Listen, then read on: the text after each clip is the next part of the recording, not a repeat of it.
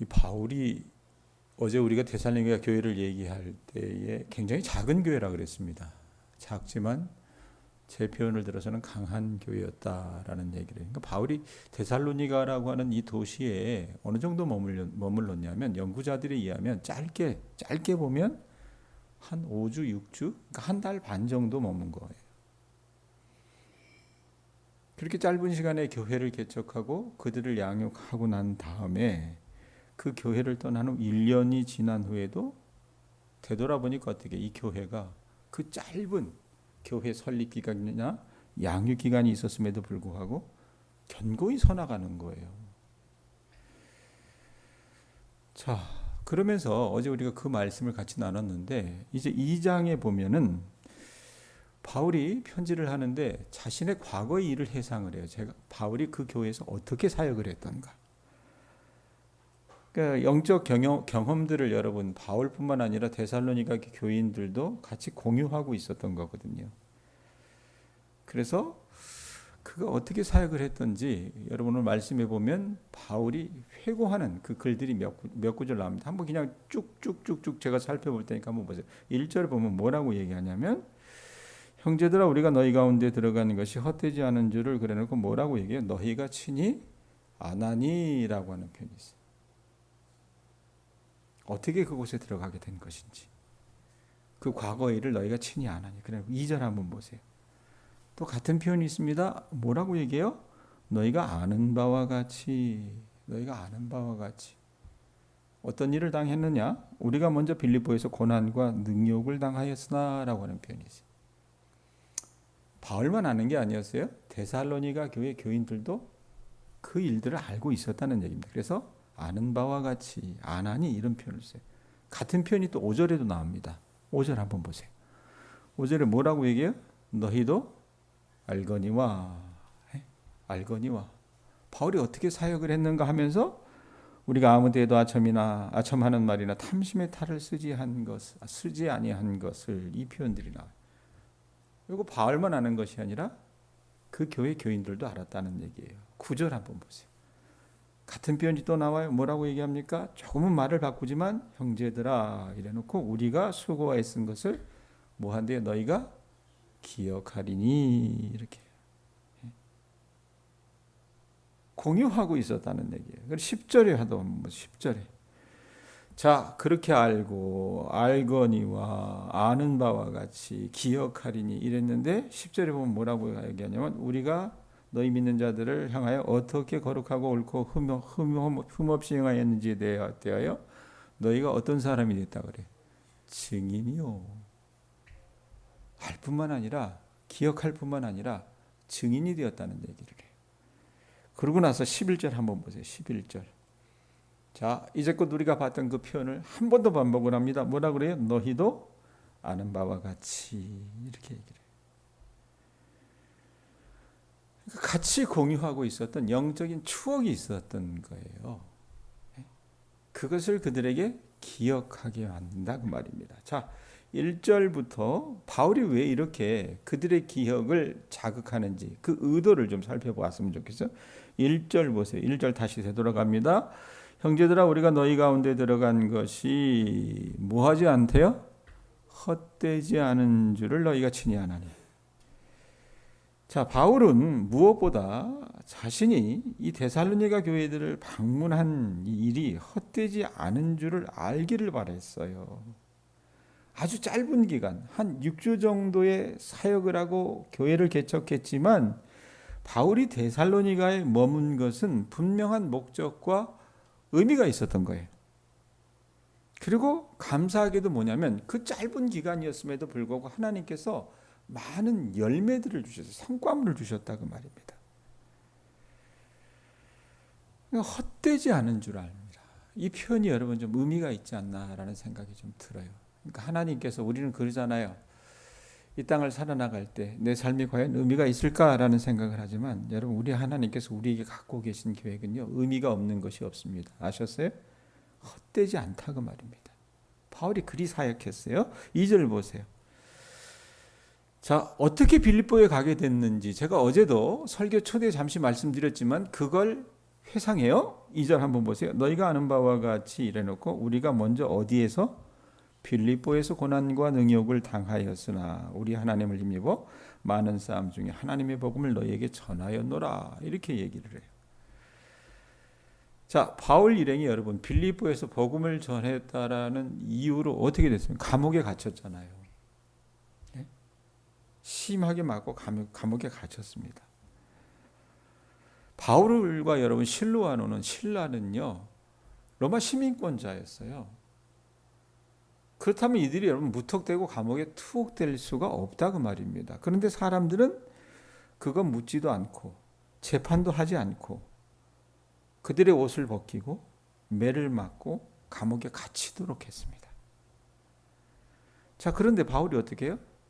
그렇게 심한 박해와 고생에도 아랑곳하지 않고 그것을 참아냈고 하나님께서 빌립보에 지진이 나게 하셔서 그 감옥문이 열리게 된 이후로 그 빌립보 감옥을 지켰던 간수장에게 복음을 전하고 빌립보 교회를 세우고 나서 거기에서 여러분 뭐 환영받은 게 아니라고 말해요. 늘 약자예요. 어떻게 보면 핍박을 받는 사람입니다. 그래서 어떻게 했냐면 심한 박해와 고생 그것을 무릅쓰고 빌립보를 지나서 어디에 오게 된 거예요? 빌립보 찍고 데살로니가로 건너와서 하나님의 말씀을 전했다라고 얘기해요. 그래서 2절 말씀을 그렇게 보시면 될 것 같아요. 먼저 빌립보에서 고난과 능욕을 당하였으나 우리 하나님을 힘입어, 그러니까 사람을 힘입지 않고 하나님을 힘입어 많은 사람 중에 하나님의 복음을 데살로니가에 있는 너희들에게 전하였으나 이렇게 얘기를 하는 거예요. 자, 이렇게 지도자로서 여러분 바울은요 참 우리가 보면 흠모할 만한 부분, 배울 부분이 많았어요. 그 배울 부분 가운데 여러분 바울이 소위 말하면 삼가한 하지 않은 부분들을 먼저 좀 살펴볼 필요가 있지 않을까 싶어요. 그거 보면서 우리도 바울이 이건 안 했으니까 우리도 그러지 말아야 되겠다. 내가 가정에서 어머니로서 아버지로서 교회에서 또 다른 어떤 책임을 맡은 사람으로서 사람들을 대할 때는 이거 먼저 하지 말아야 되겠다는 것을 바울이 먼저 얘기합니다. 한번 좀 보세요.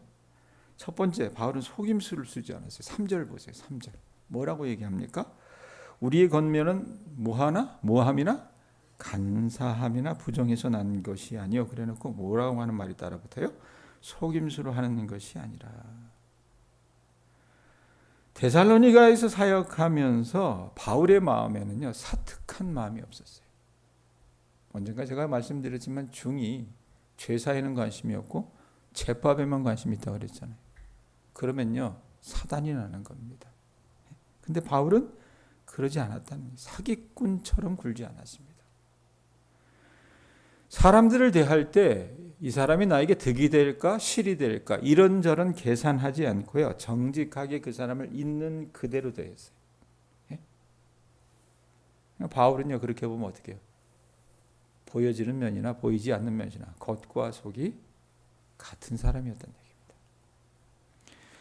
두 번째, 바울은요 사람들의 비위를 맞추려고 하지 않았어요. 4절 5절 보세요.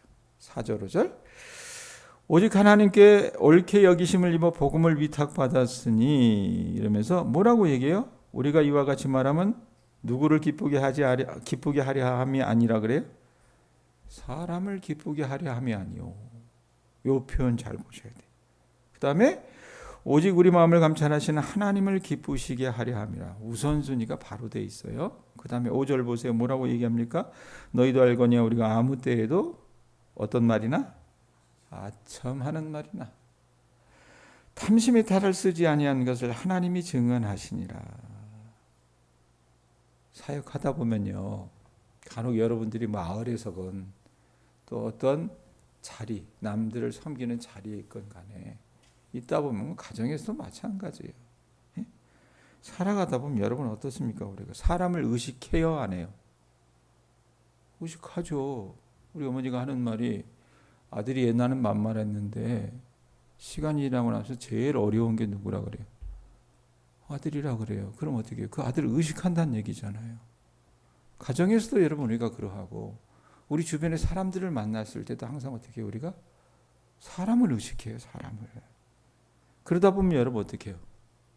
사람을 의식하다 보면 오늘 말씀에 있는 것처럼 사람을 기쁘게 하는 말이나 행동을 하려고 할 때가 적지 않다고 말입니다. 근데 바울은 여러분 뭐예요? 그런 진실되지 않은 아첨들을 삼갔다라고 얘기를 해요. 그가요, 사람들이 교회에 나오게 하려고 그 회심자를 얻어내려고 변칙적인 방법을 쓴다든가 그에게 거부당하지 않으려고, 그들에게 거부당하지 않으려고 그가 전하는 메시지를 부드럽게 한다든가 그렇게 하지 않았다는 얘기예요. 그래서 바울이 여러분 5절에 있는 것처럼 아무 때도 아첨하는 말이나 탐심의 탈을 쓰지 않았다라고 표현하는 거예요. 그럼 그의 관심은 뭐냐? 바울의 유일한 관심은 뭐냐? 4절 다시 봐요. 4절 뒷부분에 뭐라고 얘기합니까? 우리가 이와 같이 말하면 사람을 기쁘게 하려 함이 아니요? 누구를 기쁘게 하려고 하는 거래요? 우리 마음을 감찰하시는 하나님을 기쁘게 하려 함이라. 우리에게 몇 달, 한 2달 나왔다가 지금 남의 교회, 다른 교회 가서 예배를 드리고 있는 한 형제가 있죠. 가정이 완전히 망가졌어요. 망가졌는데 이 친구가 지난주에 이제 제가 여러 번 이제 밥을 사줬어요. 사주면서 너의 인생을 좀 되돌이켜보고 잘 살아야 되지 않겠니? 아내나 자식이나 이런 얘기를 쭉 했었는데 누군가 자기 아내에게 소위 말하면 귀신을 쫓아내는 기도를 해준다 그래서 그 분이 다니는 교회에 그럼 와야 된다 그래서 갔어요. 가놓고 밥을 사주다 보니까 한 번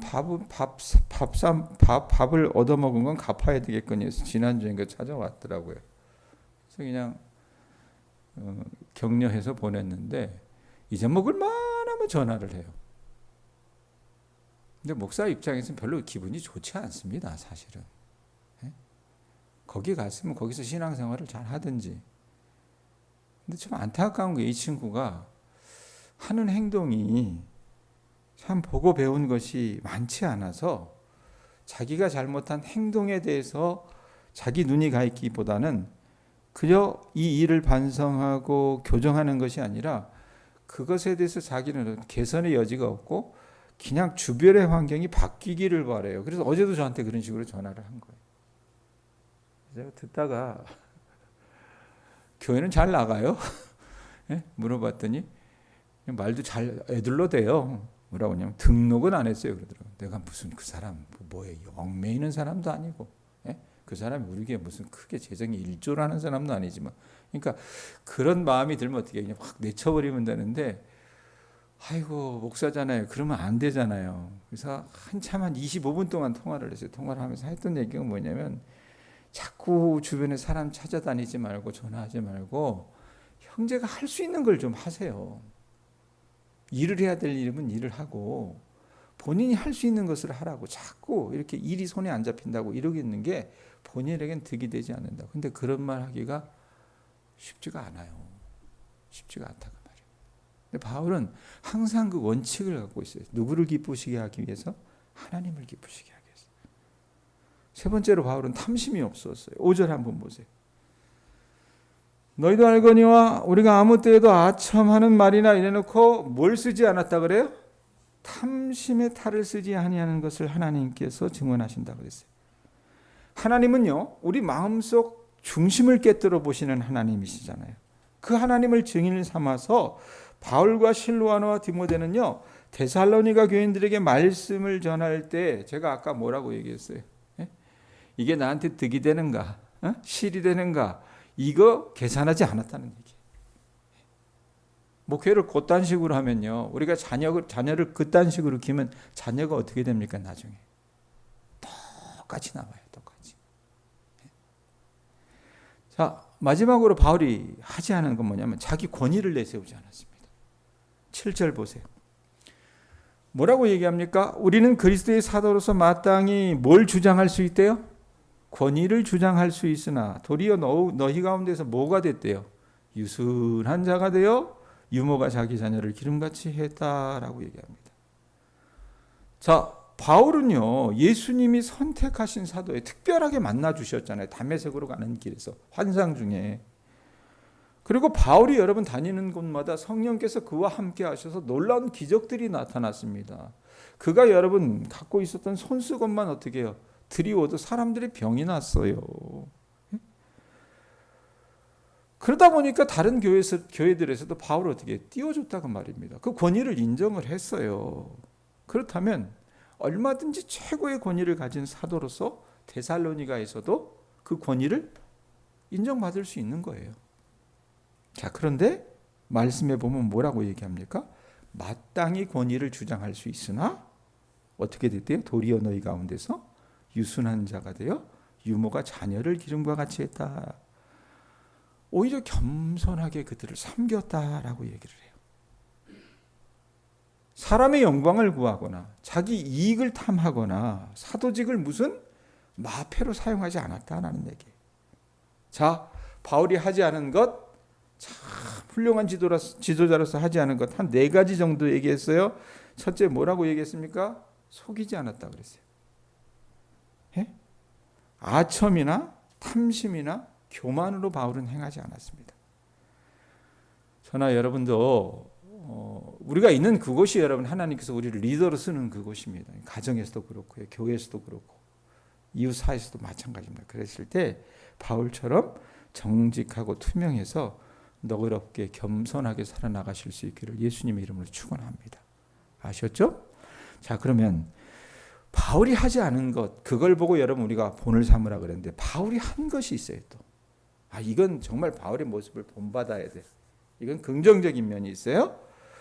거기에 한번 눈이 갔으면 좋겠어요. 먼저 바울은요, 사람들의 필요에 눈이 갔어요. 7절 한번 보세요. 7절 다시 보세요. 우리는 그리스도의 사도로서 마땅히 권위를 주장할 수 있으나 도리어 너희 가운데서 유순한 자가 되어 뭐가 됐다 그래요? 유모가 자기 자녀를 기름과 같이 했다라고 얘기합니다. 자, 바울의 일행은요, 데살로니가 교인들에게 거칠거나 둔감하지 않고 오히려 어떻게 했냐면 그 유모가 자기 자녀를 돌보는 것처럼 유순하게 됐대요. 여러분, 엄마가 자식을 어떻게 돌봐요?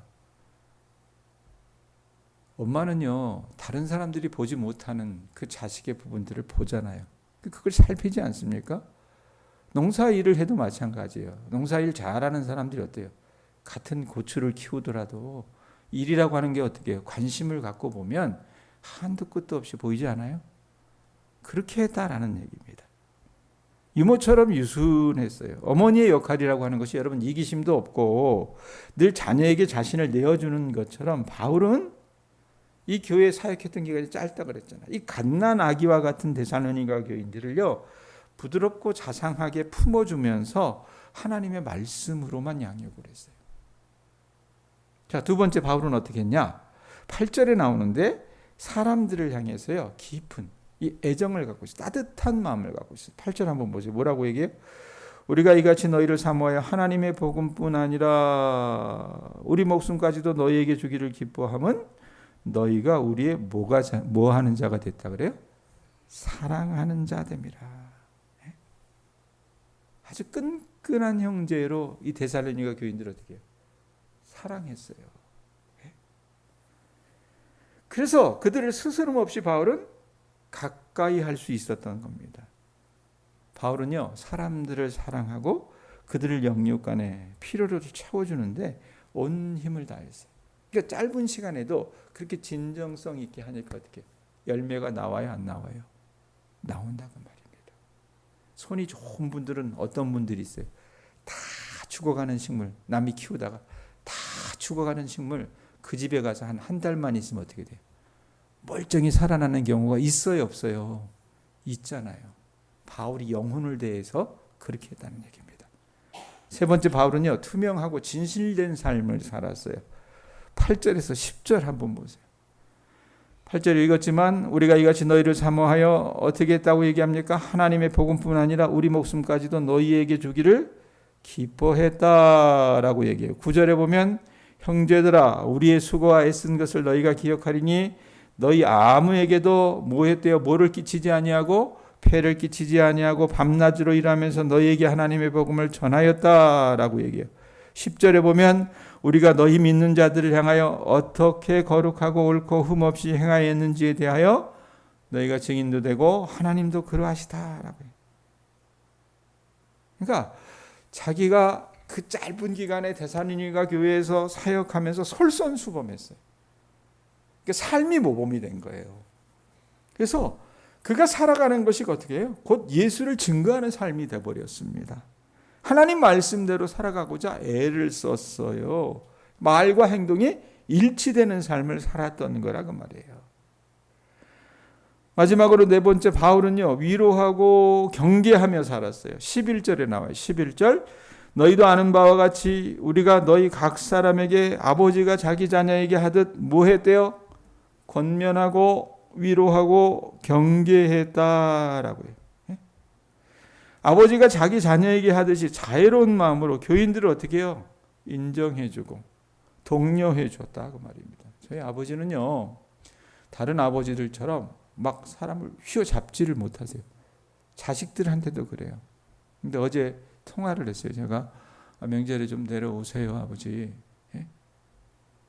들렀다가 좀 가시면 좋겠어요. 그런데 본인이 이제 그 할아버지 묘소에 좀 다녀오셔야 된다고, 해야 될 일이 있어서 거기 작은 아버지하고 뭐 얘기할 얘기 있다고 이제 가셔야 된다고 얘기하시면서, 최근에 제가 좀 어지러워서 좀 힘들었던 얘기를 누나하고 좀 나눴었는데, 너 아프다면서 이 얘기를 하시는 거예요. 아니 좀 어지러워요. 근데 아버지가 혈압이 있으시거든. 그러니까 그거 우습게 보면 안 된다.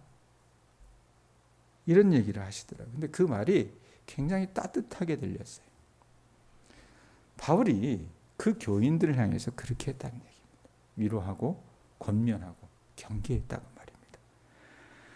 자, 이상과 같이 바울은요, 데살로니가 교회 교인들에게 할 때 어떻게 해요? 본받아야 될 거, 우리가 사람들의 필요에 민감한 마음, 또 사람들을 향해서 사랑하는 마음, 투명하고 진실된 삶, 권면하고 위로하고 경계하는 삶을 살았어요. 그것 저나 여러분이나 본받아서 우리 가정 속에서, 우리 주변의 이웃 가운데, 교회 속에서 여러분들이 행하며 살아나가실 수 있기를 예수님의 이름으로 축원드립니다. 자, 그러면 우리가 생각해야 될 거 아니에요. 바울이 왜 이렇게 살아갔을까? 데살로니가에서. 이유가 뭘까? 그리고 바울이 그들에게 그렇게 사랑을 준 이유가 뭘까? 이유가 있을 거 아니에요. 12절에 나와요. 12절만 보고 마칩니다. 뭐라고 얘기해요? 같이 읽습니다. 시작. 이는 너희를 부르사 자기 나라와 영광에 이르게 하시는, 누구에게 합당히 행하게 하려 한다 그래요? 하나님께 합당히 행하게 하려 함이라. 바울의 소원은요, 요즘 시대 목사들 말로 얘기하면 주님의 교회를 크게 확장하는 게 아니었어요. 네? 큰 교회가 되게 하려고 하는 것이 아니었다고 합니다. 데살로니가 교회가. 또 사람들로 하여금 좋은 평판을 얻거나 그 교회가 어떻게 해요? 더 많은 사람들이 와서 교회 재정이 꽉 차게 하려는 것도 아니었습니다. 오로지 바울의 목적은 뭐예요? 데살로니가 교회 교인들이 그들을 그분의 나라로 부르신 단 하나의 뜻, 그게 뭡니까? 하나님께 합당히 행하게 하려고 하는 것. 그것이 바울이 여러분 유일한 목적으로 가지고 그들을 선대하고 그들을 돌봤던 것이라고 말입니다. 여러분, 격려하는데 우리도 오늘 말씀 바울이 도전하는 것처럼 바울이 하지 않으려고 했었던 것, 또 바울이 우리에게 모범을 주는 것, 이것들을 우리 삶 가운데 실천해 보실 수 있는 저와 여러분들 되셨으면 좋겠습니다. 그리고 우리가 그렇게 하는 이유는 뭐예요? 하나님께서 합당히 여기시는 참된 그리스도인이 되는 그런 삶의 여정 속에 있다는 것을 깨닫고 오늘 하루도 진중하게 우리 교우들의 발걸음을 내디디실 수 있기를 예수님의 이름으로 축원합니다. 기도하겠습니다.